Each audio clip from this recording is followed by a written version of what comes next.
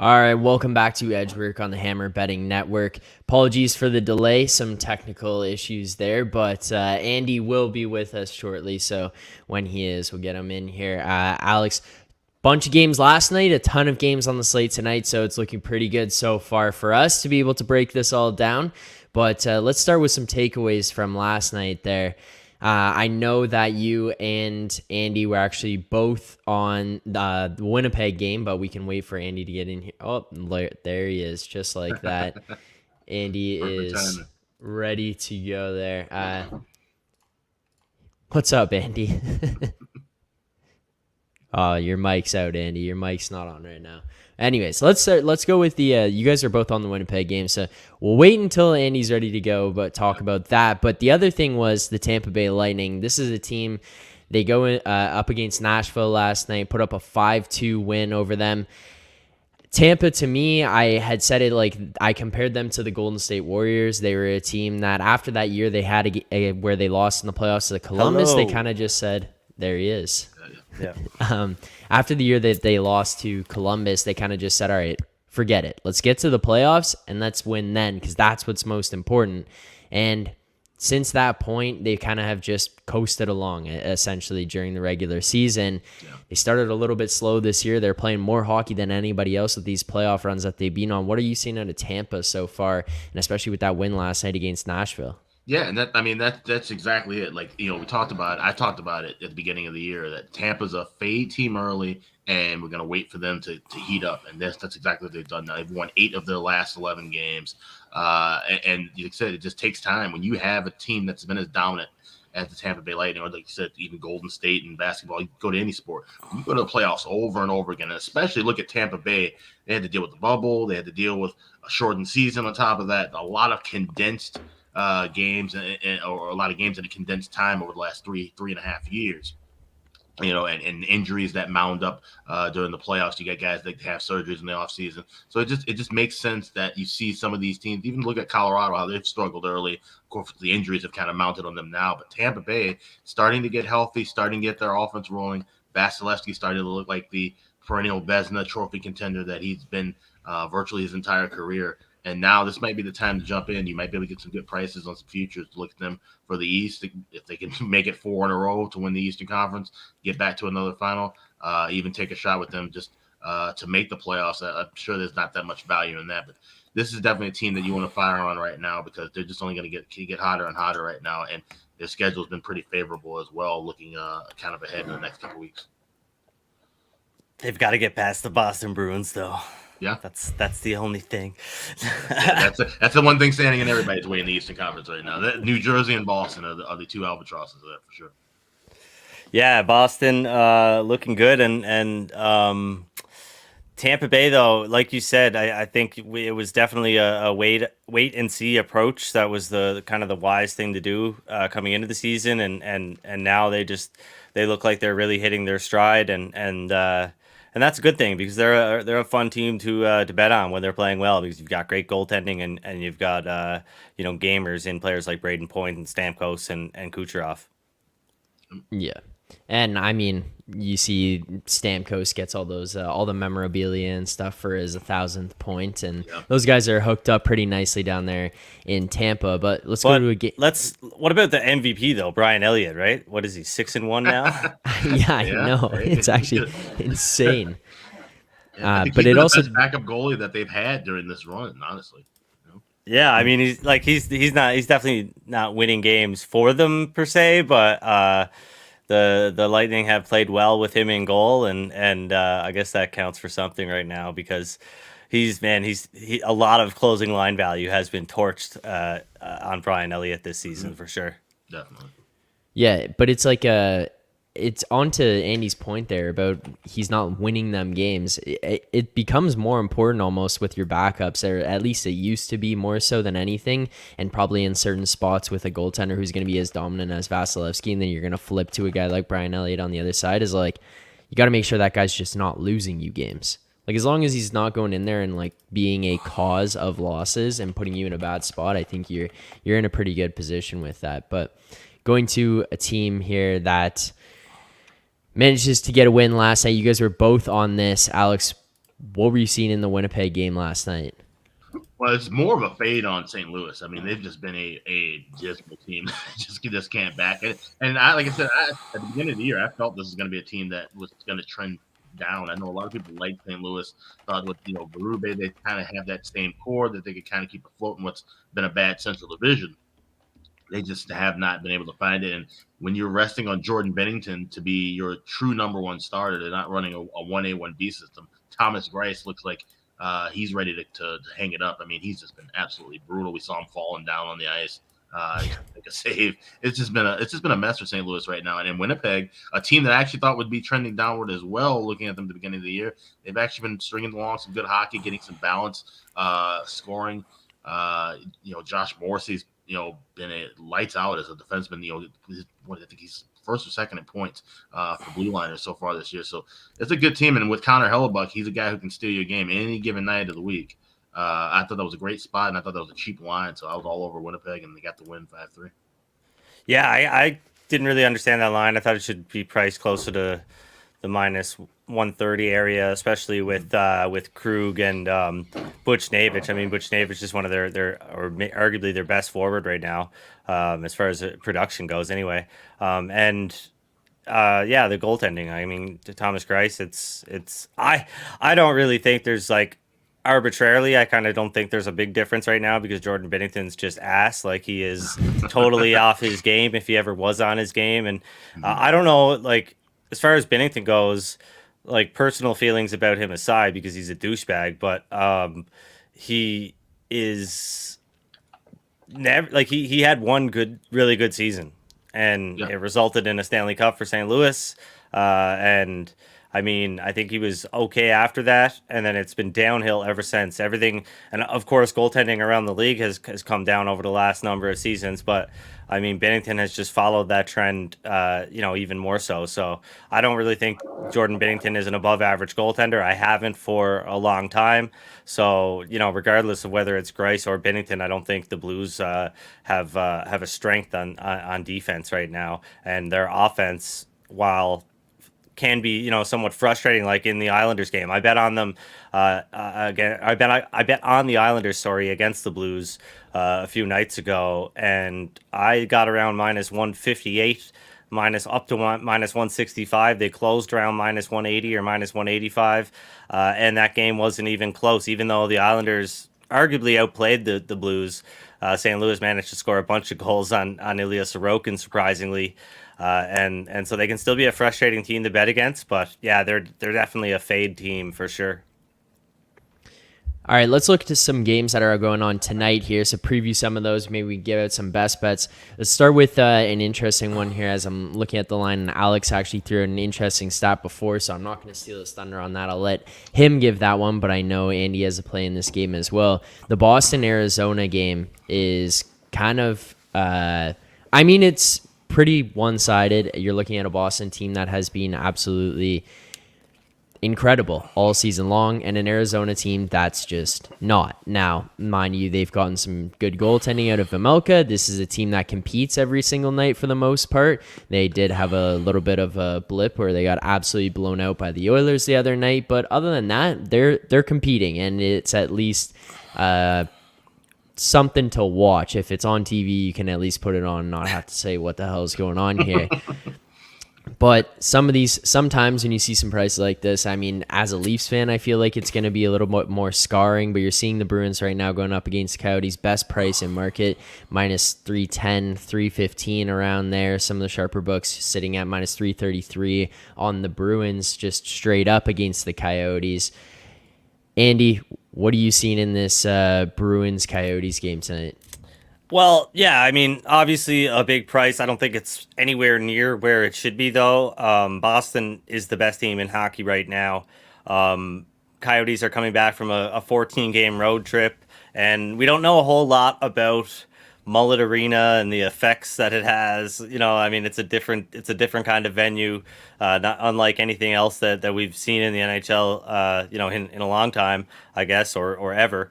The impacts of that are kind of still unknown, but I think if if it's true what people are saying, that the ice is, maybe the best in the NHL, that's probably going to favor Boston, who is, one of the best teams in terms of puck possession. Corsi, the Coyotes are the worst team in that regard. They always get outshot. They don't generate any shots. They're the worst team in the league in terms of shot generation. They look to have improved on defense during that road trip. I guess over the last month, they haven't been home in a month.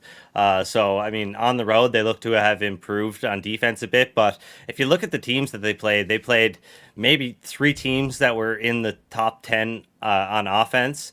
And you've got a Boston team here that scores more goals than just about anybody. Nobody can, very few teams can touch Boston's offense right now.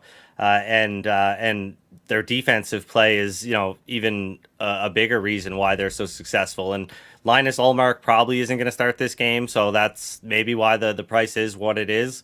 But I think even with Jeremy Swayman in goal, this is like a minus 400 game. And I took the Bruins on the puck line at around minus 114, I believe, minus 115, all the way up to minus 125. I didn't really have to take a whole lot of minus 125 because earlier there was a lot better available. But I'm not sure what the price is now, but I would bet the Bruins to cover the 1.5 goals on the puck line, something they've done a lot this season, at minus 125 or better.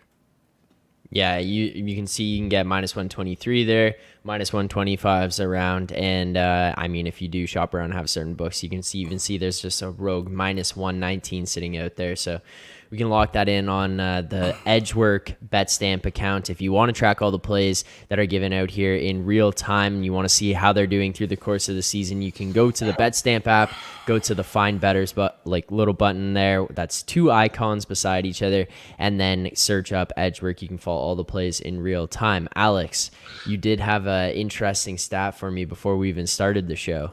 Yeah, Boston has won 19 straight meetings against the Arizona Coyotes. The last time Arizona got a win against Boston was back on October 9th, 2010. Got a 5-3 win against them in Boston. The next night, both teams fly to Arizona. Bruins get a 3-0 win, and they haven't lost against this team since. And when you look at that road trip that the Coyotes have been on, you have to kind of break it up because it's been 14 games that they played on the road. But they did have some breaks where they were able to fly home for a couple days, recharge a little bit. It still didn't matter. They've just been absolutely dismal right now. And like I said, coming back home to Mullet Arena, where like I said, the quotes have been, the ice is great. The boards are live. Like I said, these are all things that support Boston. I love this first period over, and there's a few reasons why. I know everyone's looking at the side. Everyone's looking at this puck line. 5 of the last 7 meetings, for what it's worth, have been decided by 1 goal. So that is something that is kind of interesting, especially when you're talking about Boston over the last dozen years. They've been one of the strongest teams in the league. We've seen some weaker Arizona teams over the last few years, and yet they've been able to kind of keep pace with them, still finding a way to lose the game. 7 of the last 9 meetings, we've seen the first period over cash in, including 4 straight first period overs now for the Coyotes ending that road trip. We've seen the Bruins getting off to some hot starts of late as well. You only land $1.25 to $1.35 for 1.5. That's a very cheap price these days. I jumped all over that last night, and like I said, I'm surprised to even see it drop down a little bit. So I love this first period over here. I think Boston can kind of name their score, and I think they'll get off rocking and rolling to an early lead. I could see Arizona getting a goal early as well. Being jazzed up, being back at home. That rocking crowd of 5,000 plus, it should make for an interesting first period. But I think Boston kind of cruises from there, and they can kind of name their score afterward. I love your play, Alex, on the first period over. But I will say, like, as an argument to the close games in recent history between these two teams, like past iterations of the Boston Bruins were not good offensive teams. Sure. At least not in the last few years. They had 1 year under Bruce Cassidy where they were really good on offense, but other than that, kind of average for the most part. So, it's not really all that surprising that those teams didn't really blow out teams like Arizona. Teams that kind of keep this were known in the past for kind of keeping the score low, maybe at times. But I think even looking at the last game that these two teams played, which was decided by 1 goal, Boston didn't have several players, right? Like their blue line was decimated at that time. No Charlie McAvoy. They didn't have Right. Brad Marchand. This is back on October 15th. The second week of the season. So I'd lean towards throwing out a lot of the recent stuff as far as the matchup stuff here. I think the biggest thing that could hold the Bruins back is, just maybe kind of sleepwalking into this game. But then again, you look at recent games. They played Chicago not too long ago and absolutely blew the doors off them. I think the shots were like 43-18 or something like that. So I don't think the Bruins are really sleeping at this point, and they should dominate this game. As I mentioned, Arizona, they shouldn't get too many touches. They shouldn't get too many shots. And there should be a big divide in terms of scoring chances and shots on goal and things like that. Yeah, and the one thing that, like I said, yeah, it makes total sense that this would be a blowout.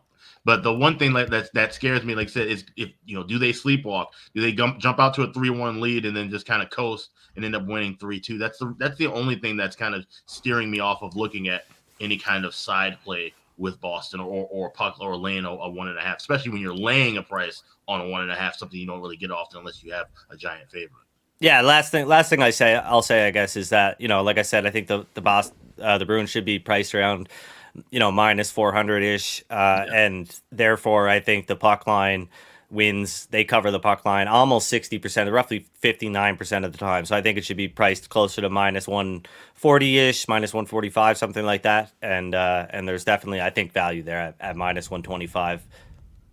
All right, I see a comment in the chat here from Connor Hardo. Connor saying, so money about to move the market on the Kraken. So we can talk about that game, but if you're looking for other stuff from So Money, he is on the Edgework show on Tuesdays occasionally and every Thursday with Alex and myself. And if you want to see some more of So Money when he is on, or you want to see more of Alex, then you can go to the Edgework YouTube channel, hit subscribe, turn on notifications so you get notified every time we go live Monday through Friday. And if you're looking for more of Andy's stuff, you can find him on VSiN with the VSiN Pro subscription with the Andy. I still don't know what to call it, like the daily hockey picks. You can find my articles at VSiN. Yeah, my daily hockey picks. There you go. You can find my hockey stuff at VSiN.com. Yeah, perfect. So many messaged me or DM me on Twitter yesterday, and he's like a bunch of Jets emojis, and I'm like, I don't know if that's a good thing, man. Like we none of our plays that line up have been winning lately. So for the better part of the season, I think like every time we're on the same play, and I'm not saying it's him, but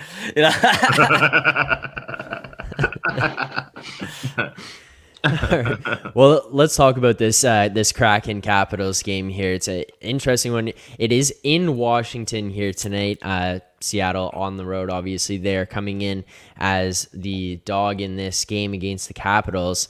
But Alex, what are you looking at when you're seeing this Capitals Kraken team where, I mean, the Kraken have been pretty good so far to start the season. You hear from different executives around the league, different analysts and insiders and stuff saying like this Kraken team is legit. And then on the other hand, you've got a Washington team that's probably kicking themselves a little bit that they let two goalies go in Vanacek and Samsonov. Now, it's not to say that Kemper's been bad or like being a problem, but just watching the success those other two guys have had with their new teams, and they're dealing with some injuries. They're a little bit older, they're slower, they're kind of just not the Washington Capitals you're used to seeing. Yeah, they always use the term styles make fights, and if this was a fight, it would be Seattle by TKO. It's just a matter of which round they get it done in. This is definitely a mismatch as far as speed goes. Seattle's just been lightning quick and a fun team to watch, where the Capitals are just old and slow, kind of just plotting. It'd be a great team in the mid 90s, but right now in this day's NHL, they just aren't getting it done. Ovechkin, he's still a scoring machine. Of course, he's trying to chase the record. Everybody's watching for him every single night. And I think he's going to get closer and closer to that spot. He's one of those guys that kind of heats up a little bit around December, January. So that's something to keep an eye on for player props potentially, because shockingly, you're actually going to get some plus value with him, which may not last long. Of course, especially once he approaches the record, you're definitely not going to get any plus money. Everybody's going to be jumping on trying to bet him to get the goal when he gets to that 800, 801 mark.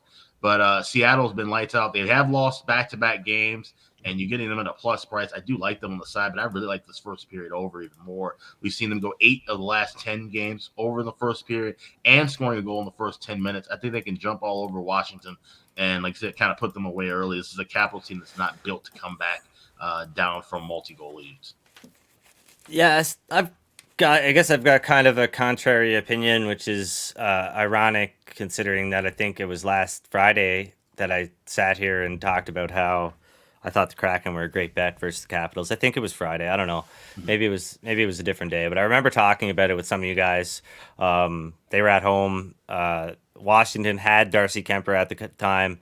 I've been doing a lot of tinkering lately. Like things did not go well for me in November. And I think there were a few big signals that I was just far too off the market, far too often, with some of my projections. And so I've been messing around a little bit. Not that that's a bad thing. I mean, you want to trust your numbers and everything, but after years of being kind of pretty close to the market more often than not, I was starting to drift away on some teams. And so I've kind of been tinkering. And I think the fact that I don't like the Kraken all that much today is a result of that, I guess. But I felt very lucky to win that game.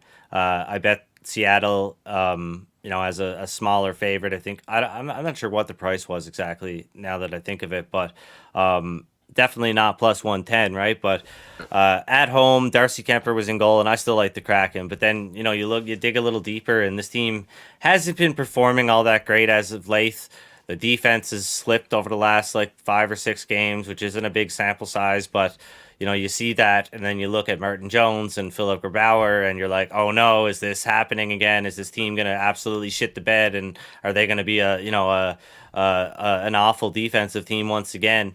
And that's definitely concerning. But Washington, I think, I haven't heard an update on Kemper. They basically just said it's day to day. Orlov seems to be getting closer, I guess, or you would think he was getting closer. I don't know if he's going to play in this game, or I guess we'll find out at practice here this morning, unless we already have. But I'm not big on the Kraken heading into this one. I think Washington's been playing well lately, and yeah, obviously Charlie Lindgren is a big downgrade. But as far as the goaltending goes, I don't know. Teams are always flip-flopping their goaltending from one off season to the next, and you look at Vanacek and Samsonov's body of work in Washington, and it wasn't good. In fact, they were probably a big reason why the team has been held back over the last couple of years. So I don't really blame them for going another direction with the goaltending. That's for sure.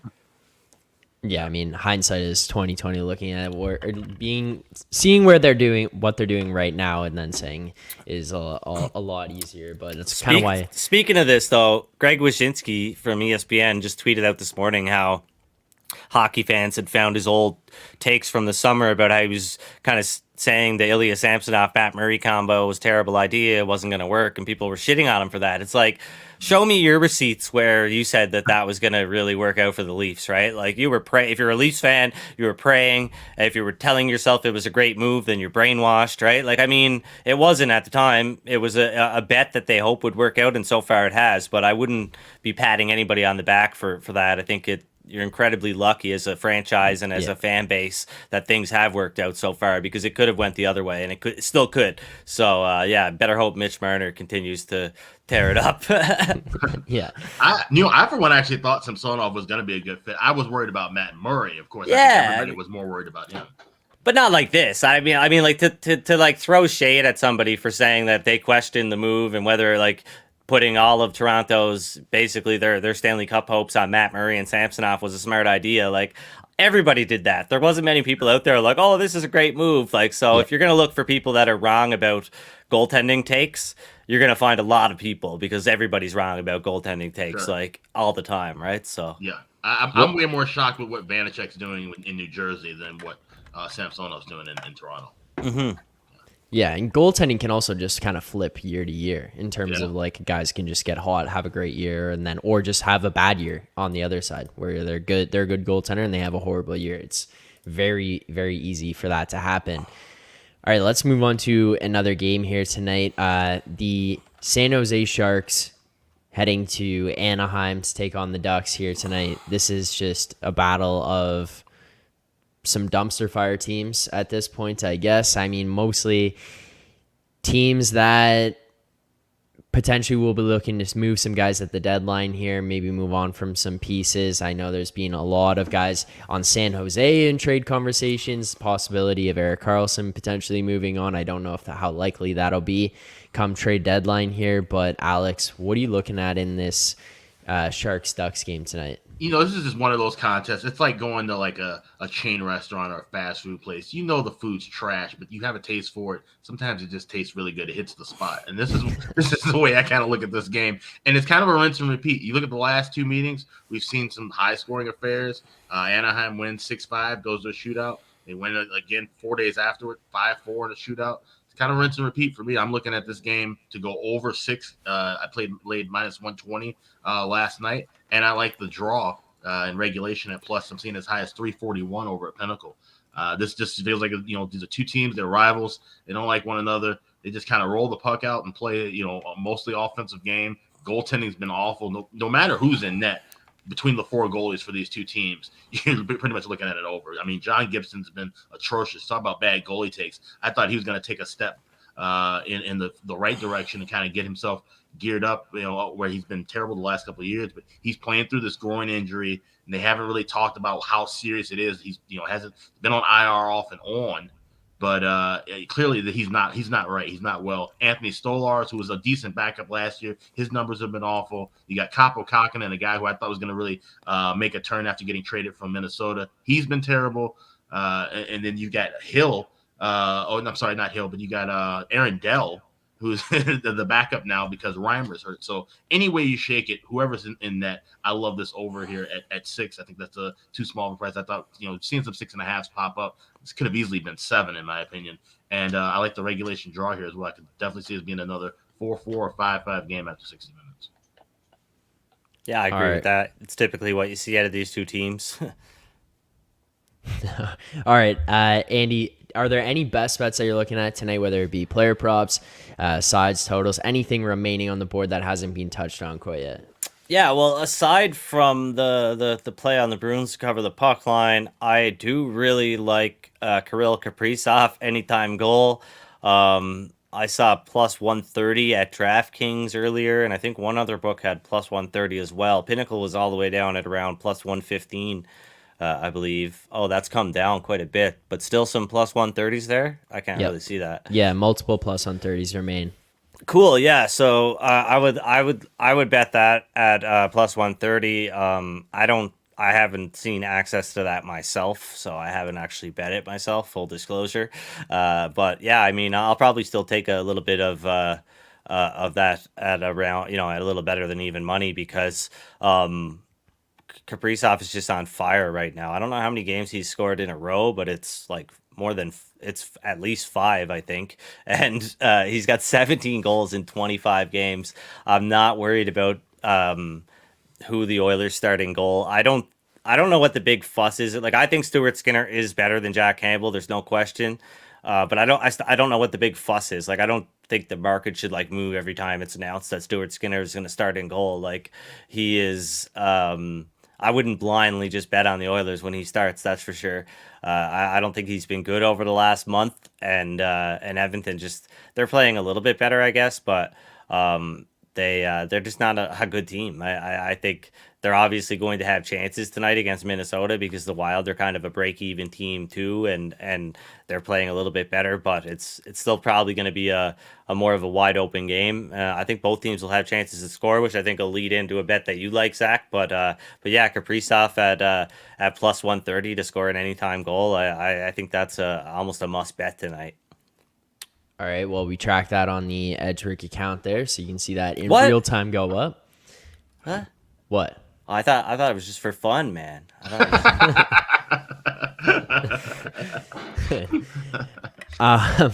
But yeah, you're right. I do have one that I like in this game as well. It's Zach Hyman, anytime goal scorer. See plus 190 available. I did bet that myself. I see some plus 180s, 182. I think those are still good at that number, but it's just Zach Hyman is playing on a line with Leon Draisaitl and Connor McDavid. I look at the game against Arizona Coyotes the other night. He was second on the team in shots on goal. He's creating opportunities, and more than anything, like we saw it here in Toronto when he played with Mitch Marner, Austin Matthews, or if he went down with John Tavares.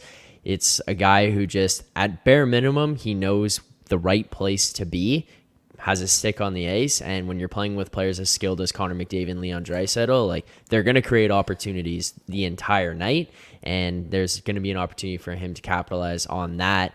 And then, I mean, we're looking at a guy who has been creating chances this year and just hasn't necessarily followed through or being able to kind of have that match the amount of chances that he's created or the goals that he maybe should have. I mean, you're looking at expected goals of about 16. He's only got 9 goals on the year. It's not necessarily going exact hand in hand, but at some point I think he'll start to be able to put up a couple more goals, especially playing alongside those guys. Yeah, I mean, things trended that way early in the playoffs last year. You look at Hyman; he was generating a ton of scoring chances. He was pretty much leading the team outside of what McDavid was doing and stuff as far as like high danger chances. And then it took a little while, but once the goals started coming, he becomes a big factor. And I could definitely see him becoming going on a little run here if he continues to play the way he has. One thing I do want to say before we get out of here, if that's what we're doing right away, is I haven't ruled out betting on Winnipeg. I know that's probably crazy or probably sounds crazy with David Rittich in goal, them playing tired on the second half of a back-to-back, but Chicago's just so bad, man. Sorry, Alex. They're they're just a really, really bad team, and I had it pulled up here, but you look at Winnipeg. They've already got 2 wins against the Blackhawks, 4-0 and 7-2 this season. One at home, one on the road.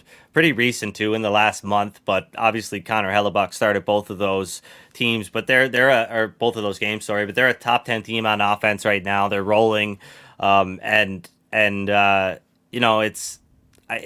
I don't think it's like totally out of the question that maybe some action comes in on the Blackhawks today once it's announced that Rittich starts. Seems like no matter what the line is, it always moves when a goaltender like David Rittich is announced. And so if I'm not going to lock myself into betting the Jets right now, but if things came down a little bit and I could get minus 130, minus 125, maybe that's probably a little bit of a stretch. But if it got into that range, I would definitely look at betting the Jets today against the Blackhawks, because Chicago just doesn't score goals, and that's like a huge thing here, right? I mean, it's that's how you win hockey games, and like they haven't even had luck against they've played some tired teams on the second half of back-to-back.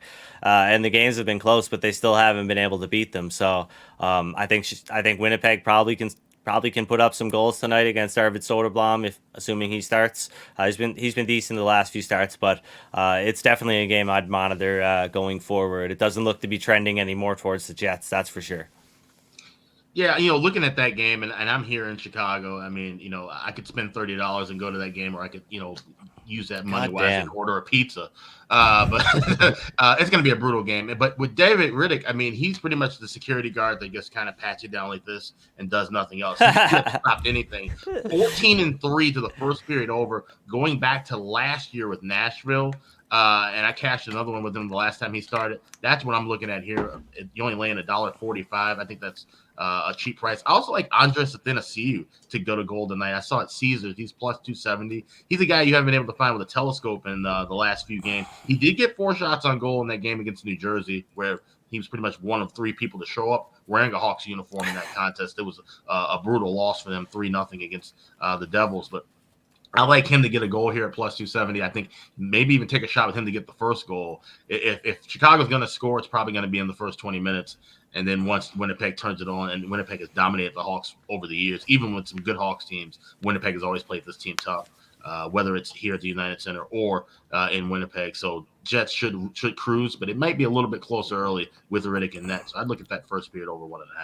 Yeah, they're playing well right now. They're not like winning solely on Connor Hellebuck. He's been unbelievable this season. He's one of the best goaltenders in the NHL right now. He's along with Vasilevsky, he's like one of the few goaltenders that I feel like really confident in all the time. There's never really instances where I'm looking at him and worrying whether he's going to play well or not. But Hellebuck, hasn't been totally carrying the team. They've been playing well. So obviously their ceiling on defense is a lot lower with Riddick in goal, but it's definitely something I'm considering. And I'm kind of hoping the odds just stay where they're at, though, so I can just kind of forget about this game and not put myself through the torture of betting on a David Riddick start. Yeah, makes sense. All right. Well, if you guys are looking for more of Andy's content, you can go over to vsin.com, get the pro subscription, and find Andy's daily hockey picks, his written hockey articles on there. If you're looking for more of Alex's work, you can find him on the Ice Guys pod.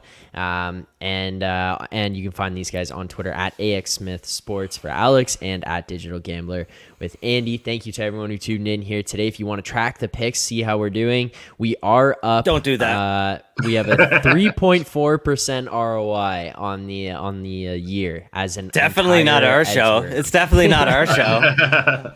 Must have been the show that Alex is normally on. Hey, it's a marathon, not a sprint, guys. I've been getting my ass kicked for the better. October was like treading water, up a couple units, maybe down a unit, back up a couple units, up 3 or 4 units, and then November was just like. And yeah, so I'm hoping December's better. Let's close out the year with a few more wins. So, well, I'm just gonna say, yesterday I had Dallas. I had the Stars on the money line, and I also had Tyler Seguin anytime goal. So I was sweating it out a little bit as that one was tied going into OT, and then Seguin wins it in OT for the Stars. So that was a nice feeling. You felt pretty good about that one. And it was Seguin anytime goal was tracked here on Edgework yesterday. So there you have it. But you can find that on the BetStamp app. You go to the Find Betters button. You can find us there by searching up Edgework. You can follow us, turn on notifications so you get notified every time we track plays Monday through Friday. And if you want to see our content live, you can find us on YouTube at Edgework. You can click subscribe, like this stream, like this video if you're watching it back after the fact, and turn on notifications so you get notified every time we go live Monday through Friday, 10:30 a.m. Eastern time. But if you did miss it, you're watching this back, you can also subscribe to us on podcasting platforms and hear us as the audio only version. Alex, Andy, thank you guys so much. Appreciate the insight, and good luck on your bets tonight. I will see you guys next Friday. Have a great weekend, y'all. See ya.